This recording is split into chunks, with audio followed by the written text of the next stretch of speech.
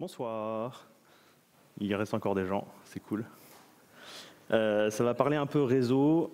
C'est un truc pour les débutants. Il y en a qui m'ont dit qu'il faut suivre. Donc désolé, on est 17h le vendredi. Va falloir peut-être un peu s'accrocher, mais normalement, ça devrait être assez sympa. Bienvenue à la conférence à table, router efficacement avec IP-Route 2 et NetFilter. On va parler un peu de commandes lancées et quand même beaucoup de concepts.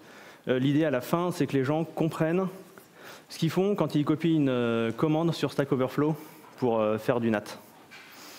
Voilà, parce que quand on a tous commencé, j'espère que ça va être utile à des gens dans la salle, parce que moi, c'est comme ça que j'ai commencé au début, je copiais, j'avais aucune idée de ce que je faisais. Donc moi, je suis développeur et Ops chez Clever Cloud, et je porte des trucs sur la tête super bien. C'est ma copine qui les fait, donc j'en fais la pub un peu. Chez Clever Cloud, je développe dans un certain nombre de langages parce que on a des applications qui tournent, qui lancent des machines virtuelles, des applications qui démarrent vos applications, des applications qui font des API, etc. Donc il y a un certain nombre de langages que j'utilise. Et voilà, j'ai bossé sur des choses à l'origine pas mal serveurs et je continue quand même de bosser sur des choses serveurs, notamment on a de plus en plus de gros clients qui nous demandent de faire des VPN IPsec. Et c'est l'horreur au début, après on s'y fait. Mais du coup, voilà, j'ai appris 2-3 trucs en réseau entre-temps, donc je suis là un peu pour vous les proposer. Petit disclaimer, donc voilà, c'est pour les débutants. Les gens qui maîtrisent un petit peu les concepts qui sont derrière moi, vous avez, quand il y aura des quiz, vous avez le droit de répondre quand même, mais criez pas la réponse, si vous savez. Très rapidement, petit rappel, qui connaît le modèle OSI? Levez la main. Ok, qui a envie que je fasse un rappel? Levez la main. Bon, il y en a quand même quelques-uns. Le modèle OSI, c'est un modèle qui a été fait, donc c'est un modèle en couches. Tout en bas, c'est vraiment tout ce qui est physique, le hardware, les switches, etc., les cartes réseau. Et plus on monte, plus on va dans l'abstraction. Donc le niveau 2, c'est Ethernet, pour faire simple. Le niveau 3, c'est IP. Le niveau 4, c'est TCP/UDP. Et au-dessus, on va avoir le TLS, le HTTP, etc. Parfois, tout le monde n'est pas d'accord sur les trois derniers niveaux. Nous, on va rester vraiment sur un peu le niveau 3. Ce qui se passe dans le niveau 3 et peut-être un petit peu le 4, mais quand même beaucoup un peu IP. Alors pour ça, je vous présente un restaurant qui est un peu spécial, qui s'appelle Linux Kitchen. Chez Linux Kitchen, c'est un peu bizarre parce que quand on arrive à une table et on élit un chef de tablée dont le boulot est de communiquer avec le reste du restaurant. Les autres gens de la table, ils connaissent que leur table et ils savent à qui s'adresser le chef de tablée pour sortir, pour communiquer avec d'autres gens. Et les gens qui sont à l'extérieur de la table n'ont aucune idée de comment la table est organisée en interne. Et donc on a ces différentes personnes-là. On a le chef, le patron qui connaît sa cuisine derrière et qui connaît le restaurant. Là on a la table McFly. Et donc on a Lorraine qui est la chef de tablée, qui donc connaît le réseau restaurant et l'organisation de sa table McFly. Et ensuite on a les gens qui sont en bas, Marty par exemple, qui ne connaît que McFly et le reste de... Et c'est juste qu'il faut qu'il s'adresse à Lorraine pour causer avec d'autres gens.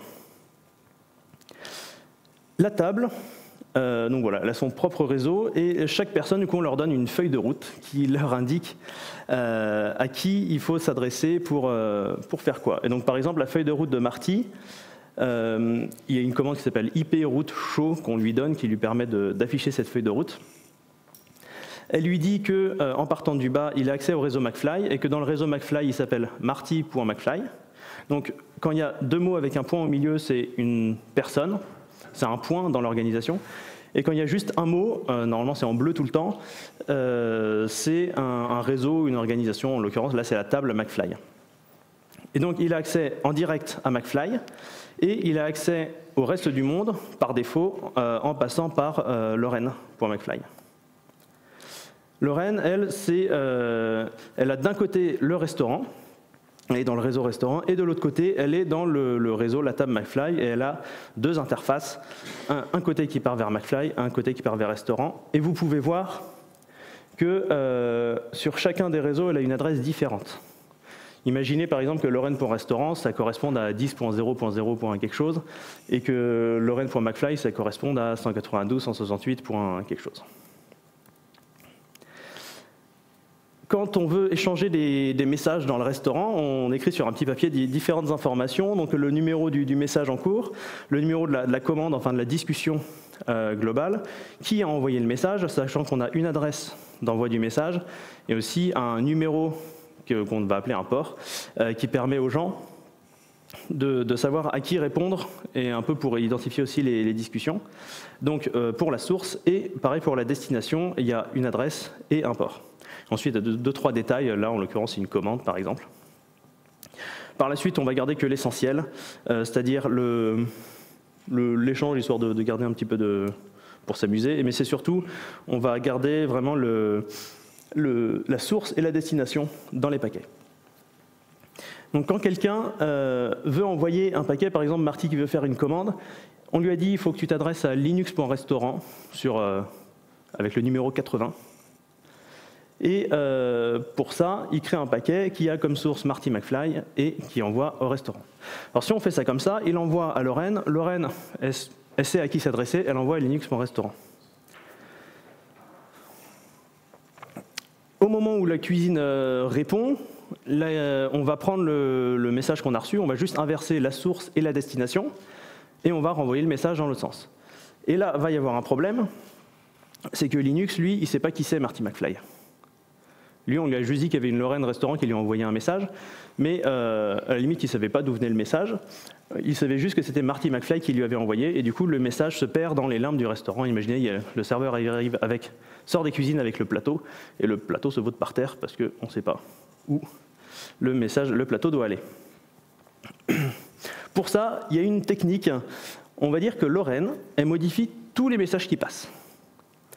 Elle prend le message, et juste au moment où elle l'envoie vers l'extérieur, elle échange le Marty McFly par son adresse à elle, et elle garde dans ses notes, sur un petit papier à côté, elle va garder quel est son port de sortie, et quelle est la conversation en cours, et d'où venait le message à l'origine. Ça va faire que quand on va répondre au message, elle va rechercher ça et pouvoir renvoyer vers Marty. Alors, cette technique, on a appelé ça le NAT. Alors, dans le restaurant, ça s'appelle neutralité d'agencement des tables. Dans la vraie vie, ça s'appelle Network Address Translation, un truc comme ça. Donc, il y a deux façons il y a deux pendants dans le NAT. Il y a la Destination NAT, appelée DNAT. Donc, on change la destination, c'est assez logique.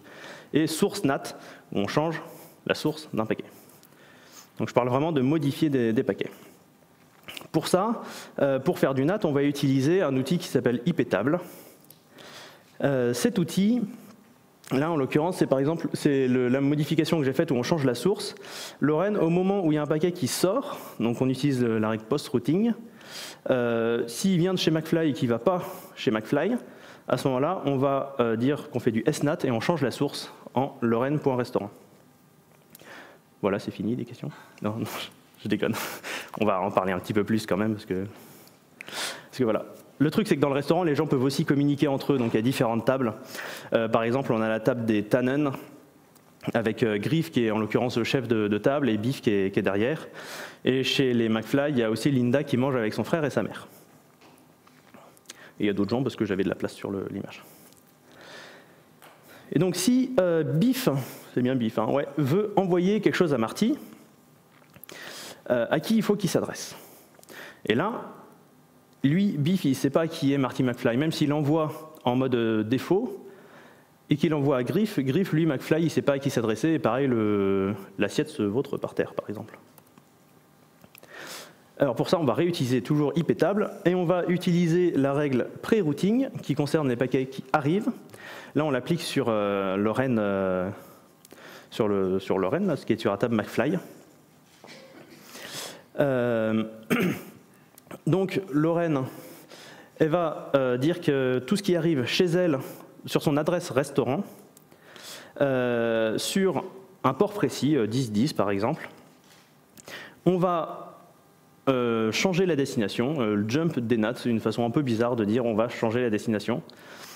Et ça prend comme paramètre la nouvelle destination, c'est Marty McFly. Et voilà, c'est pré-routing, c'est quand ça arrive. Là, ce qu'il faut savoir, c'est que ça marche que dans un sens. C'est vraiment, si quelqu'un veut communiquer avec Marty McFly, on lui dit, en fait, Marty McFly, tu t'en fiches, tu causes à Lorraine.restaurant et tu lui parles avec le numéro 1010. Et ça marche que dans un sens. Après, tout ce qu'envoie Marty vers l'extérieur, ça ne va pas sortir par Lorraine 1010. OK. Vous êtes prêts ? Je rappelle un petit peu, donc là, c'est exactement les réseaux qu'on a montrés. En haut, c'est McFly, donc on a Marty en haut à droite, Lorraine en haut à gauche, donc c'est exactement les mêmes règles que tout à l'heure, enfin c'est les règles, les informations sur les routes, et en bas, c'est la même chose pour la table Tannen. Donc on a Griff qui a l'interface entre le restaurant et Tannen. Ça va là ? À peu près ? Maintenant, imaginons que Lorraine ait ces règles-là. Donc c'est exactement les deux règles que je viens de vous montrer. Donc la première est prendre... Elle regarde les messages qui rentrent et elle va changer la destination pour rediriger le message vers sa table quand il y a un message qui arrive de l'extérieur. Et la deuxième, tout ce qui sort de sa table, elle va dire qu'en fait ça vient d'elle. Si Griff, sur sa table, il a cette règle-là, donc c'est juste tout ce qui sort de ma table, je dis que ça vient de chez moi, que ça vient de moi. À ce moment-là, si Biff veut envoyer un message, celui-là envoie le message donc de biff.tannen à Lorraine.restaurant sur le port 1010. Question, qui reçoit le message à la fin? Est-ce que c'est Griff, réponse A, levez la main s'il y en a qui pensent que c'est A. Est-ce que c'est Marty, réponse B. Est-ce que vous pensez que c'est Lorraine, réponse C. Ok. Et est-ce que c'est Linux, réponse D? Non. Ok, alors, c'est bien Marty qui récupère le message. Alors, vous inquiétez pas, on va dérouler un petit peu ce qui se passe. Mais juste avant, deuxième petite question. Marty reçoit le message. La question, c'est quel message reçoit Marty? Est-ce qu'il reçoit en A le message exact qui a été envoyé par Biff? Est-ce qu'il reçoit en B un message qui dit « ça vient de chez Biff et ça arrive chez Marty » ou est-ce qu'il reçoit en C un message qui dit « ça vient de chez Griff avec son adresse publique restaurant et ça vient chez Marty » Alors, qui dit A? Qui dit B? Ok, qui dit C? Oh, c'est ça? Ouais, c'est ça. Tout à l'heure, quand j'ai répété, les personnes à qui j'ai répété étaient moins sûres que vous, donc je vous félicite. Voilà, qu'est-ce qui s'est passé? Il y a Biff qui veut envoyer son message. Donc il crée son message, il dit ça vient de Biff et ça va chez Lorraine Restaurant Port 1010. Donc il a sa petite assiette accompagnée de son petit mot. D'abord, il regarde Lorraine.restaurant, moi je ne connais pas dans mon réseau local, par contre je sais que si je veux envoyer à quelqu'un d'autre, je m'adresse à Griff. Il envoie son message à Griff. Griff reçoit ce message en entrée, et là, pareil, il dit « Ah, Lorraine.restaurant, le réseau restaurant, je connais, donc je vais envoyer sur le réseau restaurant. » Là, on est purement dans du routing, il n'y a pas d'histoire de firewall, de netfilter, d'IP table, etc. qui rentre en compte. Par contre, au moment où Griff envoie le message, il fait « Ah, attends, le message là qui sort, il y a ma règle qui s'applique. Je vais changer la source du message pour dire « ça vient de chez moi ». Et ensuite, il envoie à Lorraine, qui voit arriver le message. Là, elle a une règle qui s'applique qui lui dit « Hey, c'est bon, enfin ça me dit quelque chose, je vais changer la destination du message pour Marty McFly. » Et ensuite, là, c'est son routing qui va prendre en compte. Elle fait le réseau McFly, je connais, c'est de l'autre côté. Elle envoie à Marty. Et là, il ne se passe rien de spécial, voilà, elle l'envoie. Et Marty récupère le truc. Et il me manquait une image. Deuxième petit quiz. Il y a un petit piège. Au début, il n'y a pas de piège, ne vous inquiétez pas. Exactement les mêmes règles, sauf que là, c'est Linda qui est en bas à gauche, sur la même table que Marty, qui envoie un message Linda McFly à Lorraine Restaurant, sur le port 1010, donc sur l'adresse publique de Lorraine. Qui reçoit le message? Est-ce que c'est Linda réponse A? Est-ce que c'est Marty réponse B? Est-ce que c'est Lorraine réponse C? Et est-ce que c'est Linux réponse D? C'est toujours pas Linux. Il y en a qui disent C, et bah non, c'est quand même Marty. Parce que Lorraine, elle est intelligente, elle voit qu'elle a, même si ça vient de l'intérieur, comme ça revient en fait sur elle-même, elle fait « Ah, c'est pour moi ». Elle re-regarde, et là, elle refait elle rechange l'adresse de destination et elle l'envoie à Marty. Que reçoit Marty? Est-ce qu'il reçoit exactement le message qu'a envoyé Linda? Est-ce qu'il reçoit un message où il y a juste la destination qui a été changée, ou est-ce qu'il reçoit un message où il y a la source et la destination qui ont été changées? Qui dit A, le message exact? Qui dit B, juste la source, non, c'est la destination? Qui dit C, les deux qui ont été changés? Alors là, pour le coup, c'est B, c'est ça, hein, c'est B. Effectivement, parce que la règle de post-routing, elle est que pour les paquets qui ne vont pas vers le réseau McFly. Voilà, du coup, Marty reçoit exactement ce message-là, celui qu'on vient de voir, le C, le B, je ne sais plus. À qui il répond? Est-ce qu'il répond à Linda, réponse A? Est-ce qu'il répond à Biff, réponse B? Est-ce qu'il répond à Lorraine, réponse C? Ou est-ce qu'il répond à Linux, réponse D? Ok. Vous êtes un peu moins sûr, là, je le sens un peu moins. Alors là, c'est le drame. Parce qu'en fait, il va répondre à Linda. Et là, le problème, c'est que quand il va répondre à Linda, il va répondre en direct à Linda. Et Linda, elle avait commencé une discussion avec Lorraine. Et là, c'est Marty qui lui répond. Et là, Linda, elle ne sait plus quoi faire, elle détruit le message et elle considère qu'on ne lui a jamais répondu. Et elle est triste. Ok, comment est-ce qu'on peut gérer ça? On peut se dire qu'on change le post-routing. Donc au lieu de dire tout ce qui sort de chez McFly et qui ne va pas chez McFly, on va faire comme si ça venait du restaurant. À ce moment-là, on va plutôt dire tout ce qui sort de chez McFly et qui va n'importe où, on va dire que ça vient du restaurant. Alors là, ça peut marcher, sauf si vous avez parfois des adresses virtuelles qui traînent chez Lorraine et qui font qu'on a l'impression que ça vient de chez McFly, mais du coup, elle va envoyer des messages dans son réseau de la table en faisant croire que ça vient de son réseau public. Et là, ça va mal se passer. C'est déjà un premier essai qui peut être fait. Notez que si vous êtes sur un réseau bridge dans un hyperviseur, je sors un petit peu de mon imaginaire, juste ça ne marchera pas. Ok. Quand vous avez besoin de faire un peu de routing, etc., je suis quasiment arrivé à la fin, donc on est à la conclusion, ça tombe bien. Quand vous avez besoin de faire un peu de routing, d'abord la question à se poser, c'est à qui j'envoie ces gens-là, quels sont leurs réseaux?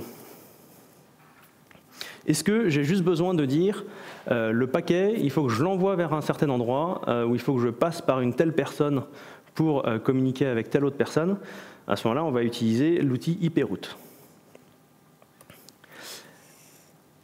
Est-ce que j'ai besoin de faire des trucs de Sioux sur un paquet qui arrive chez moi et qu'il faut que je prenne une décision sur vers où l'envoyer?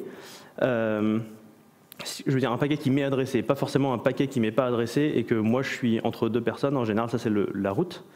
Mais c'est vraiment genre je reçois un paquet pour moi, mais j'ai envie de le renvoyer autre part. On va faire du pré-routing. C'est avant.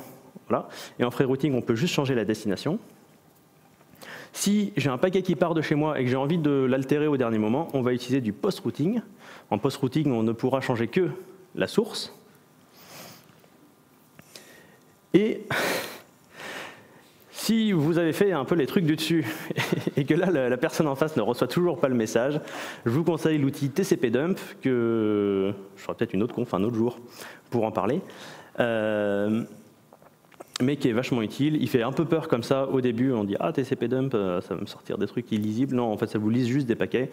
vous écrivez en plus ou moins anglais, genre un truc un peu logique, genre je veux tout ce qui arrive sur telle destination, tel port, et ça va lister tous les paquets qui passent sur là où vous avez lancé TCP-dump, et TCP-dump est votre ami. Voilà, je vous remercie d'avoir suivi et pour votre concentration.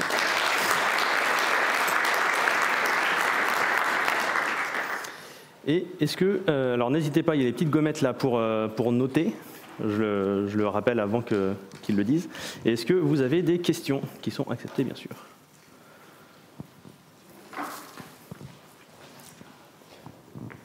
Oui, merci.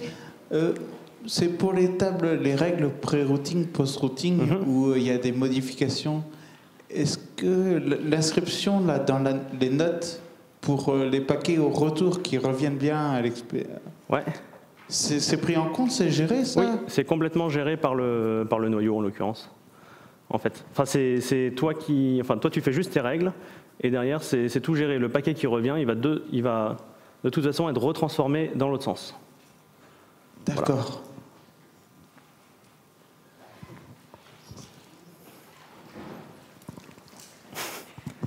Bonjour, merci pour toutes les infos. Les commandes et les options, là, ça varie selon certaines distribs ou on est à peu près sûr que ça va marcher partout? Alors cet outil-là, l'outil iptable, il n'est pas lié à une distrib précise. C'est l'outil iptable qui vient avec NetFilter, qui est le framework de sécurité du noyau, sachant qu'il y a il y a plusieurs trucs dans le noyau et du coup il y a d'autres techniques aussi, mais voilà, c'est le plus connu. La seule chose qui peut changer, c'est à un moment, j'ai fait... Attendez, il faut que je remonte. Si là, dans la règle, on a protocole TCP, okay, et on a un match TCP. En fait, match TCP, ça s'appelle match, mais ça devrait s'appeler module. En fait, on charge le module TCP et la commande moins déport pour destination port, il fait partie du module TCP.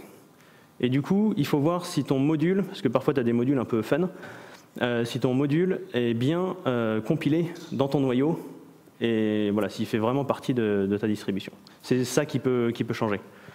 Mais parce qu'on peut faire du throttling, dire je réduis le nombre de paquets qui passent, etc. si tu dépasses un certain seuil, et ça parfois c'est pas installé de base sur les distribs. Oui, une question ici. Ouais. Si on transpose à la réalité, du coup, c'est quoi le restaurant? C'est une entreprise ou c'est tout l'Internet? Alors, le restaurant, c'est des serveurs qui causent. C'est-à-dire que chaque table, c'est un réseau privé. En 192, 168, quelque chose par exemple. Le réseau global restaurant, c'est le réseau public, c'est Internet par exemple. Et les gens qui sont à la limite entre les tables et le réseau public, c'est le routeur qui est chez toi. C'est ta box par exemple, elle a une IP publique et une IP privée. Et toi, elle va te donner une IP en 192 quelque chose, et elle aura une IP publique vers l'extérieur. Donc la box, c'est le chef du restaurant? Exactement.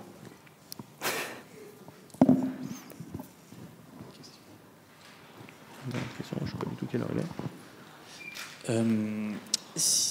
Si Marty n'a pas connaissance qu'il est au restaurant, en fait, donc il y a un réseau restaurant, quand Biff parle à Marty via Lorraine peut avoir une règle qui change à la fois la source, l'adresse, pour dire tiens, je te parle de ma part, reviens me parler et renvoyer directement à Biff. Alors, je vais répondre pas exactement comme tu veux, mais ça va quand même être la bonne réponse. Tu veux pas faire des IP tables, donc tu veux pas faire des règles bizarres qui modifient les paquets. En fait, c'est si Marty, quand il parle au restaurant, il n'a pas de passerelle en fait qui lui dit qu'il faut lui parler via Lorraine. Première réponse, tu veux faire d'abord du routing et indiquer à Marty qui a la passerelle avant de faire quoi que ce soit d'autre. Sinon, tu vas vraiment t'embêter. Première réponse, genre, tu veux pas que ça arrive. Voilà. Et deuxième réponse, oui, Lorraine peut avoir une règle de post-routing vers l'intérieur qui dit bah, c'est moi qui te cause avec le... Enfin, elle peut faire croire à Marty que c'est celle qui lui cause, et c'est pareil, c'est du post-routing, mais pour le coup, au lieu de mettre la destination, en gros source, ça sera, on va mettre un nom source McFly et un destination McFly, et mettre un snat to source, Lorraine.McFly. Et là, ça fonctionnera. Mais vaut mieux d'abord gérer une belle table de routing, sachant que le DHCP peut faire le boulot pour toi. Enfin, peut indiquer, en fait, quand il s'assoit, il va demander hey, « c'est quoi mon adresse ?» Et tu as Lorraine qui va lui répondre, ou quelqu'un d'autre. « Ton adresse, c'est ça. » Et par défaut, tu t'adresses à Lorraine pour causer aux autres. Mais si on veut être sûr qu'un device ne sort pas du réseau, C'est sur quoi? Comment? Si on veut être sûr qu'un device ne sort pas du réseau, c'est possible. Oui, c'est possible. Ok, merci. Tu t'embêteras plus, quoi. Et voilà. Au-dessus, je pense la dernière, parce que 28. Oui, et une petite question toute, Ouais. Toute simple. Moi, je me demande, dans les cas où Lorraine elle n'est plus là, Oui. elle tombe en panne, par exemple, Bah, t'es baisé. est-il possible de définir 2 routes par défaut, par exemple? Si la première route, Ah. elle ne marche pas, dans la configuration, est-ce qu'on peut définir une Alors, route refiler 2 alternative? routes, ouais. Merci. 2 routes par défaut, c'est un peu galère. Tu dois pouvoir jouer en mettant différentes tables de routage, parce qu'en plus, tu peux avoir différentes tables de routage avec différents trucs. Mais en général, si quelqu'un, on lui a dit ta route par défaut, c'est ça, enfin, le par défaut, c'est vraiment la dernière route possible. Du coup, en avoir 2, ça n'a pas vraiment de sens, parce qu'il ne saura pas forcément laquelle choisir. Alors après, tu peux avoir des techniques dessus où tu fais 1.0.0.0//128. Non, n'importe quoi, /1, justement. Et 1.0.0.0 et 0.0. Attendez, excusez-moi. Bref. Tu peux découper le réseau pour passer avant la route par défaut. On fait ça parfois avec du VPN. C'est drôle, mais c'est un peu sioux, mais ça peut. Mais en fait, non. 2 réseaux défaut, ça n'a pas de sens et du coup, ça ne le gère pas. Voilà. Merci.